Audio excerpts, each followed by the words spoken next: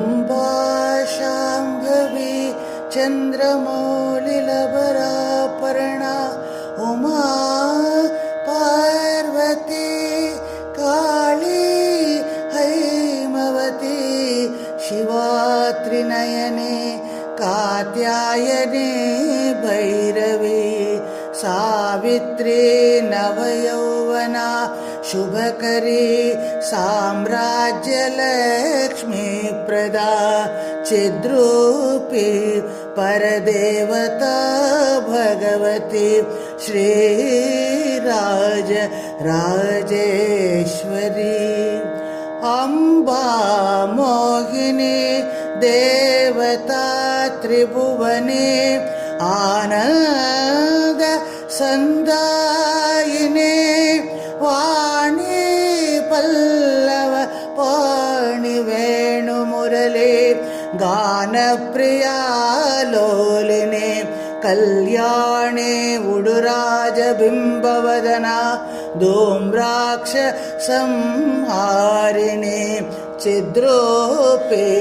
परदेवता भगवते श्रीराजराजेश्वरी अम्बा नूपुर रत्नकङ्कणधरी केयूर हारावली जाति चंपक वैजयन्ती लहरी ग्रैवेय तैराजिता वीणा वेणु विनोदमण्डितकरा वीरासना संस्थिता चिद्रूपे परदेवता भगवती श्रीराजराजेश्वरी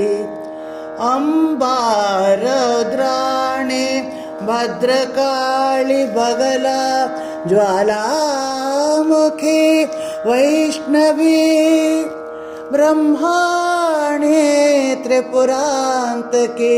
सुरनुता दे दीप्यमानोज्ज्वला चामुण्डा श्रितरक्षपोषजननी दाक्षायणी वल्लवी चिद्रूपी परदेवता भगवती श्रीराजराजेश्वरी अम्बा शूलधनो पाशाङ्कुशधरी अरधेन्दु बिम्बाधरी वाराही मधुकैटभ प्रशमने वाणी रमा सेविता मल्लाद्यासुरमूकदैत्य दमने माहेश्वरी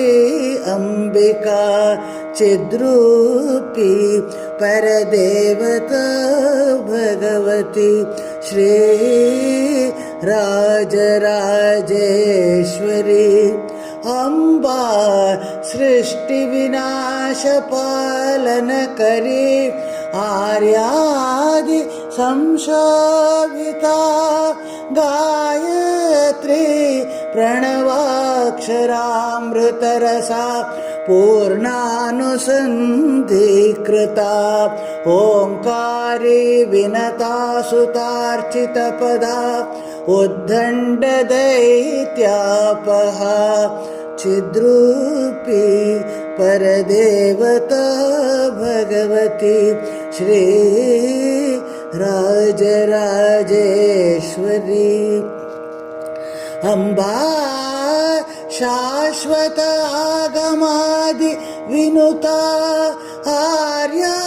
महादेवता या ब्रह्मादि पिपीलिकान्त जननी या वै जगन्मोहिनी या पंच प्रणवादिरेफ जननी या चित्कला मालिनी चिद्रूपी परदेवता भगवती श्री राजराजेश्वरी अम्बा पालितभक्तराजनिश अम्बाष्टकं यः पठेत् अम्बालोककटाक्ष वीक्षललितं चैश्वर्यमव्याहतम् अम्बा पावनमन्त्रराज